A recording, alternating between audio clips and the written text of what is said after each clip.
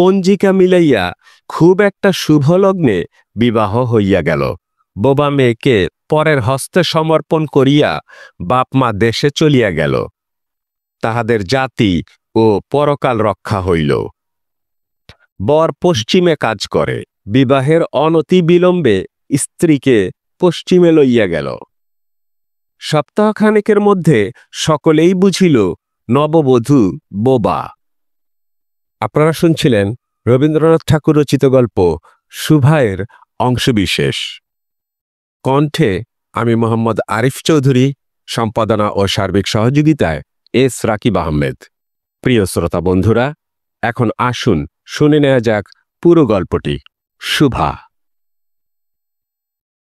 মেয়েটির নাম যখন সুভাষিনী রাখা হইয়াছিল, তখন কে জানিত সে বোবা হইবে।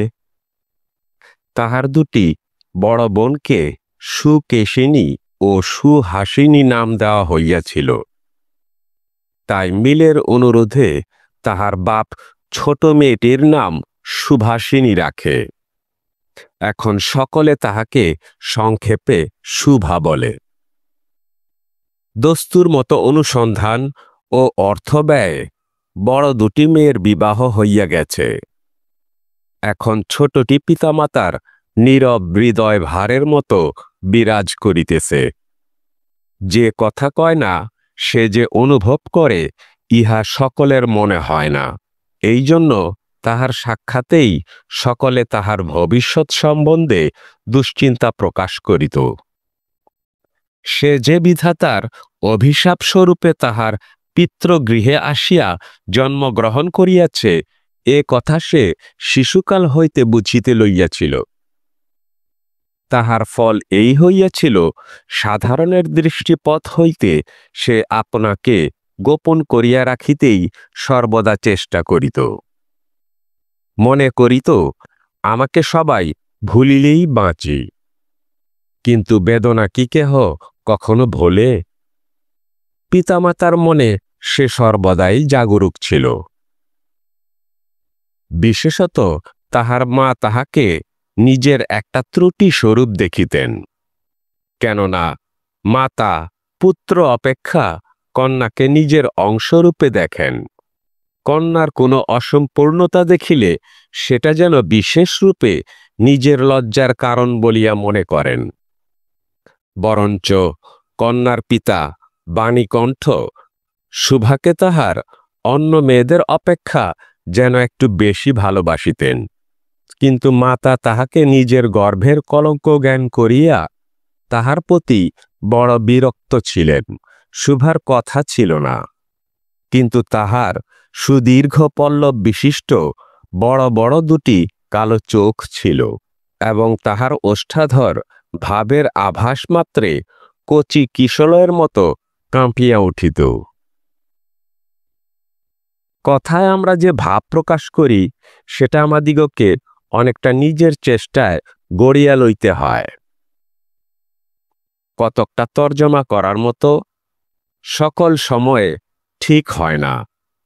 ক্ষমতা অভাবে অনেক সময়ে ভুলও হয়, কিন্তু কালো চোখকে কিছু তর্জমা করিতে হয় না। মন আপনি তাহার উপরে ছায়া ফেলে। ভাব আপনি তাহার উপরে কখনো প্রসারিত, কখনো মুদিত হয়, কখনো উজ্জ্বলভাবে জ্বলিয়া ওঠে, কখনো ম্লানভাবে নিবিয়া আসে, কখনো অস্তমান চন্দ্রের মতো অনিমেষভাবে চাহিয়া থাকে, কখনো দ্রুত চঞ্চল বিদ্যুতের মতো দিকবিদিকে ঠিকরিয়া ওঠে। মুখের ভাব বই আজন্মকাল যাহার অন্য ভাষা নাই, তাহার চোখের ভাষা অসীম উদার এবং অতল স্পর্শী গভীর, অনেকটা স্বচ্ছ আকাশের মতো উদয়াস্ত এবং ছায়ালোকের নিস্তব্ধ রঙ্গভূমি। এই বাক্যহীন মানুষের মধ্যে বৃহৎ প্রকৃতির মতো একটা বিজন মহত্ব আছে। এজন্য সাধারণ বালিকারা তাহাকে এক প্রকার ভয় করিত, তাহার সহিত খেলা করিত না। সে নির্জন দ্বিপ্রহরের মতো শব্দহীন এবং সঙ্গীহীন। গ্রামের নাম চণ্ডীপুর।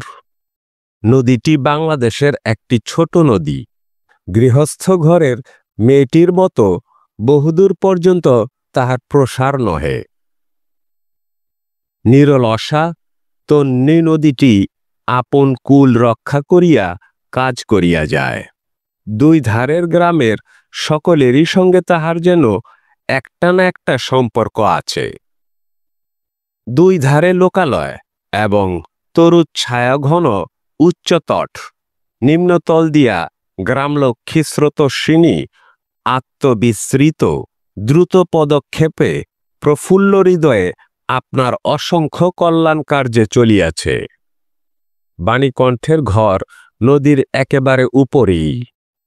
তাহার বাঁখারির বেড়া, আটচালা, ঢেকিশালা, খড়ের স্তূপ, তেঁতুলতলা, আম কাঁঠাল এবং কলার বাগান নৌকাবাহী দেখা মাত্রই দৃষ্টি আকর্ষণ করে। এই গৃহস্থ সচ্ছলতার মধ্যে বোবা মেয়েটি কাহার নজরে পড়ে কি না জানি না, কিন্তু কাজকর্মে যখনই অবসর পায় তখনই সে এই নদী তীরে আসিয়া বসে। প্রকৃতি যেন তাহার ভাষার অভাব পূরণ করিয়া দেয়, যেন তাহার হইয়া কথা কয়। নদীর কলধ্বনি, লোকের কোলাহল, মাঝির গান, পাখির ডাক, তরুর মর্মর সমস্ত মিশিয়া চারদিকের চলাফেরা, আন্দোলন, কম্পনের সহিত এক হইয়া সমুদ্রের তরঙ্গ রাশির ন্যায় বালিকার চিরনি স্তব্ধ হৃদয় উপকূলের নিকটে আসিয়া ভাঙিয়া ভাঙিয়া পড়ে। প্রকৃতির এই বিবিধ শব্দ এবং বিচিত্র গতি ইহাও বোবার ভাষা।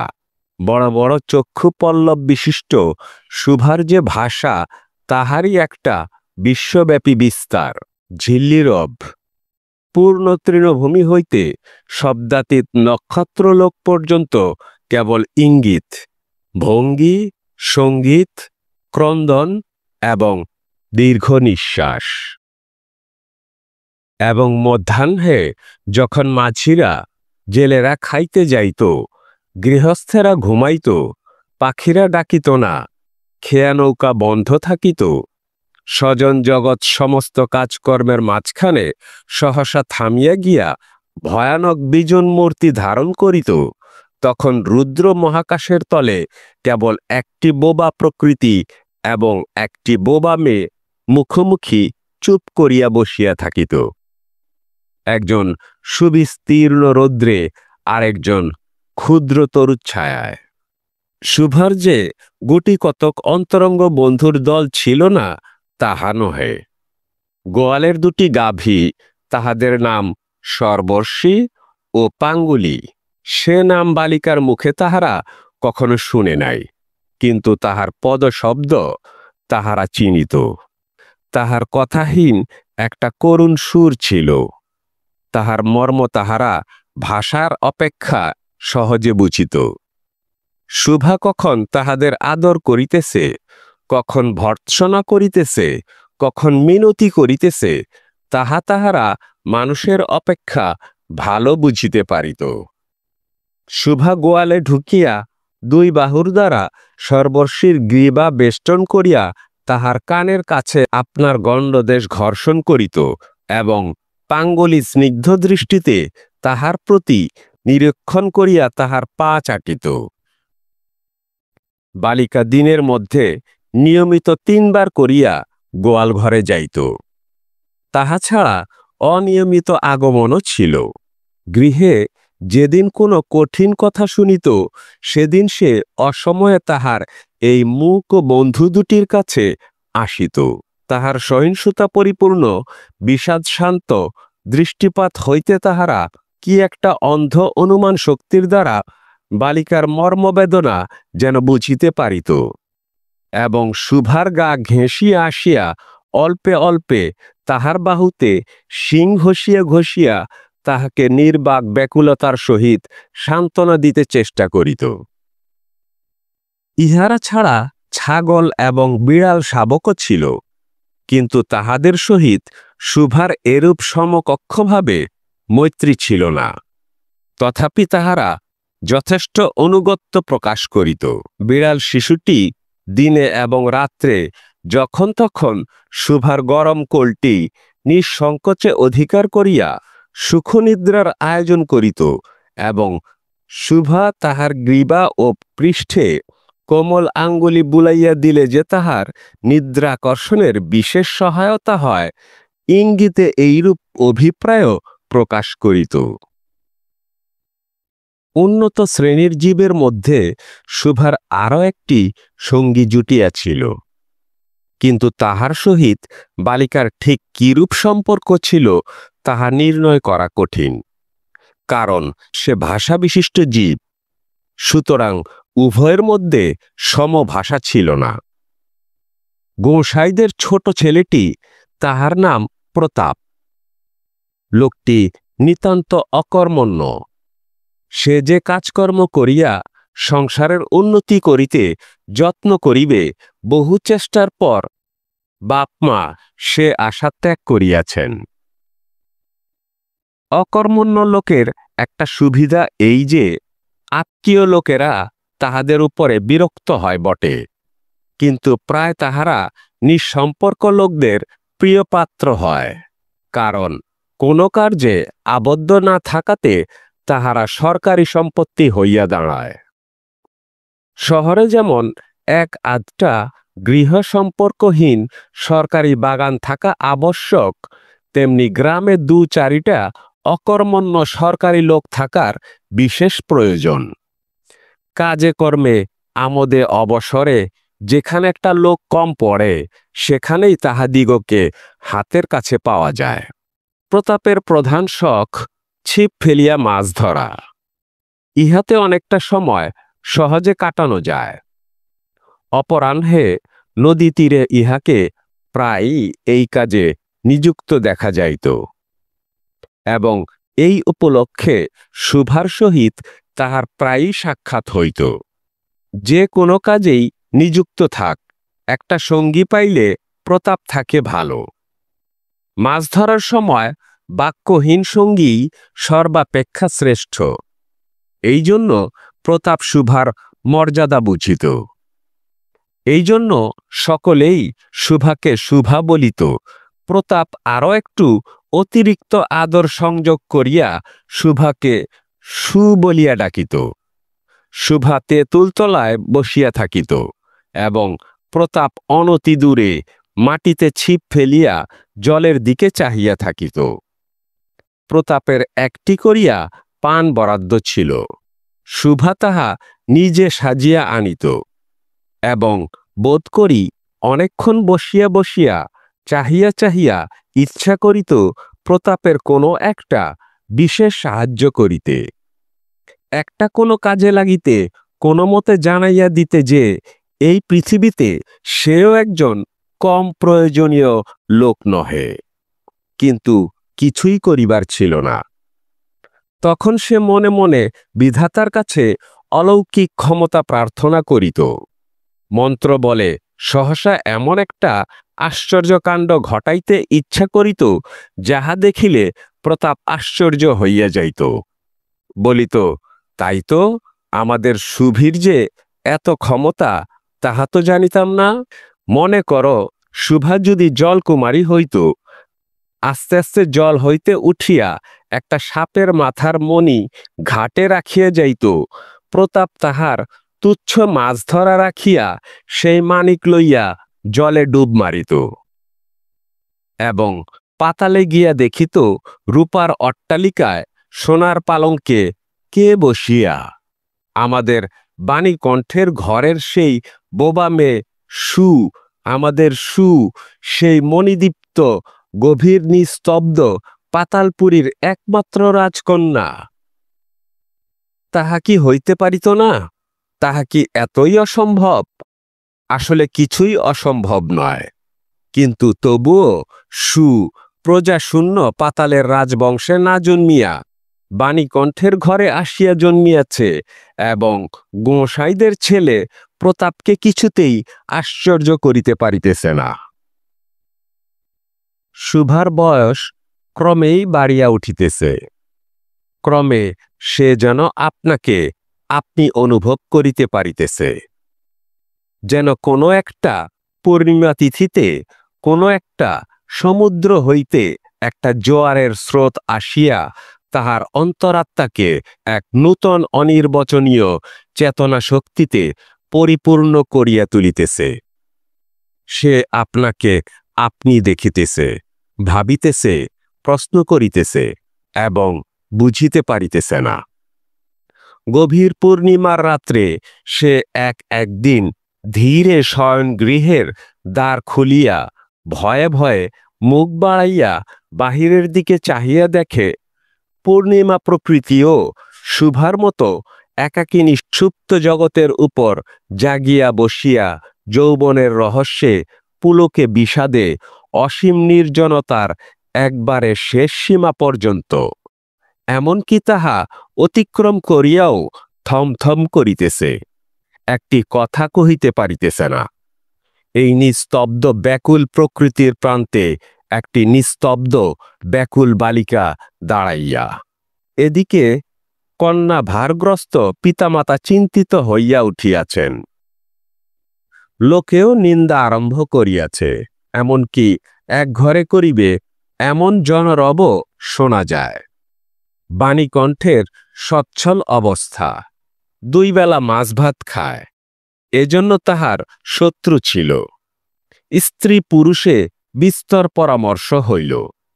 কিছুদিনের মতো বাণী বিদেশে গেল। অবশেষে ফিরিয়া আসিয়া কহিল, চলো, কলিকাতায় চলো। বিদেশ যাত্রার উদ্যোগ হইতে লাগিল।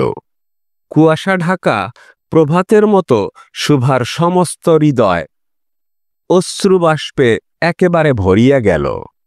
একটা অনির্দিষ্ট আশঙ্কা বশে সে কিছুদিন হইতে ক্রমাগত নির্বাক জন্তুর মতো তাহার বাপ মায়ের সঙ্গে সঙ্গে ফিরিত। ডাগর চক্ষু মেলিয়া তাহাদের মুখের দিকে চাহিয়া কি একটা বুঝিতে চেষ্টা করিত, কিন্তু তাহারা কিছু বুঝাইয়া বলিতেন না। ইতিমধ্যে একদিন অপরাহ্নে জলে ছিপ ফেলিয়া প্রতাপ হাসিয়া কহিল, কিরে সু, তোর নাকি বর পাওয়া গেছে? তুই বিয়ে করতে যাচ্ছিস? দেখিস আমাদের ভুলিস নে। বলিয়া আবার মাছের দিকে মনোযোগ করিল। মর্মবিদ্ধ হরিণী বেধের দিকে যেমন করিয়া তাকায়, নীরবে বলিতে থাকে, আমি তোমার কাছে কি দোষ করিয়াছিলাম? শুভা তেমনি করিয়া প্রতাপের দিকে চাহিল। সেদিন গাছের তলায় আর বসিল না। বাণীকণ্ঠ নিদ্রা হইতে উঠিয়া শয়ন গৃহে তামাক খাইতেছিলেন। শুভা তাহার পায়ের কাছে বসিয়া তাহার মুখের দিকে চাহিয়া কাঁদিতে লাগিল।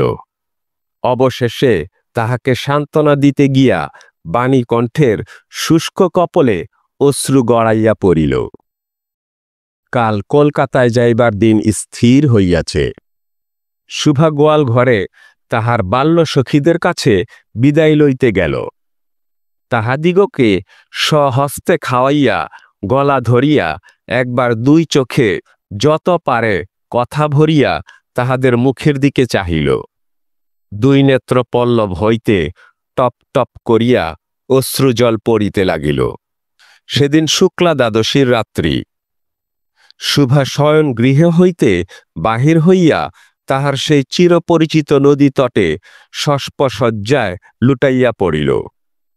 যেন ধরণীকে, এই প্রকাণ্ড মূক মানবতাকে দুই বাহুতে ধরিয়া বলিতে চাহে, তুমি আমাকে যাইতে দিও না মা, আমার মতো দুটি বাহু বাড়াইয়া তুমিও আমাকে ধরিয়া রাখো। কলিকাতার এক বাসায় শুভার মা একদিন শুভাকে খুব করিয়া সাজাইয়া দিলেন। আঁটিয়া চুল বাঁধিয়া খোঁপায় জরির ফিতা দিয়া অলঙ্কারে আচ্ছন্ন করিয়া তাহার স্বাভাবিক শ্রী যথাসাধ্য বিলুপ্ত করিয়া দিলেন।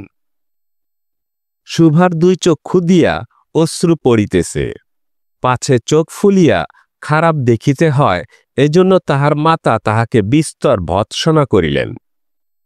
কিন্তু অশ্রুজল ভর্ৎসনা মানিল না।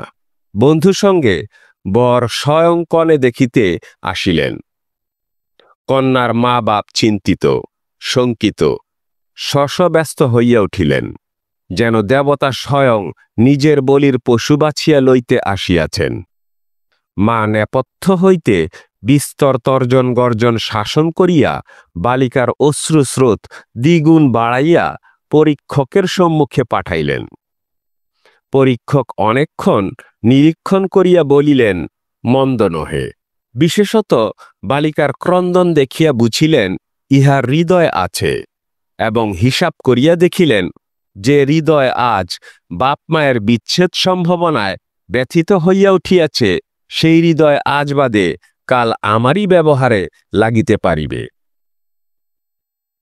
শুক্তির মুক্তার ন্যায় বালিকার অশ্রুজল কেবল বালিকার মূল্য বাড়াইয়া দিল। তাহার হইয়া আর কোনো কথা বলিল না। পঞ্জিকা মিলাইয়া খুব একটা শুভ লগ্নে বিবাহ হইয়া গেল। বোবা মেয়েকে পরের হস্তে সমর্পণ করিয়া বাপ মা দেশে চলিয়া গেল। তাহাদের জাতি ও পরকাল রক্ষা হইল। বর পশ্চিমে কাজ করে। বিবাহের অনতি বিলম্বে স্ত্রীকে পশ্চিমে লইয়া গেল। সপ্তাহখানেকের মধ্যে সকলেই বুঝিল নববধূ বোবা। তা কেহ বুঝিল না সেটা তাহার দোষ নহে। সে কাহাকেও প্রতারণা করে নাই। তাহার দুটি চক্ষু সকল কথাই বলিয়াছিল, কিন্তু কেহ তাহা বুঝিতে পারে নাই। সে চারিদিকে চায়, ভাষা পায় না। যাহারা বোবার ভাষা বুঝিত, সেই আজন্ম পরিচিত মুখগুলি দেখিতে পায় না। বালিকার চিরনীরব হৃদয়ের মধ্যে একটা অসীম অব্যক্ত ক্রন্দন বাজিতে লাগিল। অন্তর্যামী ছাড়া আর কেহ তাহা শুনিতে পাইল না। এবার তাহার স্বামী চক্ষু এবং কর্ণেন্দ্রিয়ের দ্বারা পরীক্ষা করিয়া এক ভাষা বিশিষ্ট কন্যা বিবাহ করিয়া আনিল। সমাপ্ত।